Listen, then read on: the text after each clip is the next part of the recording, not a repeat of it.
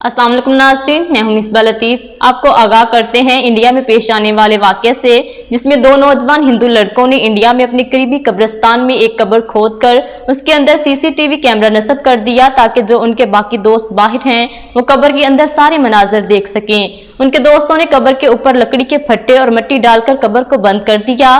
Social media पर viral होने वाली वीडियो के मुताबिक इन हिंदू नौजवानों ने कब्र का मजाक उड़ाने के लिए ये सब काम किया। फिर क्या हुआ, आइए देखते हैं। ये नौजवान कब्र के अंदर डांस करते रहे और उन्होंने खाने का बंदोबस्त भी किया, क्योंकि कब्र के अंदर ज्यादा देर ठहर कर बाहर वाले दोस्तों को दिखाना चाहते थे और वीडियो रिकॉर्ड करके सोशल मीडिया पर अपलोड करके लोगों को दिखाना चाहते थे कि कब्र में कुछ नहीं होता।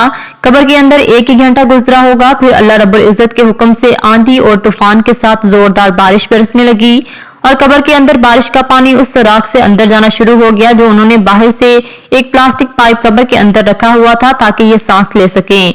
देखते ही देखते आंधी और तूफान के साथ बारिश तेज हुई।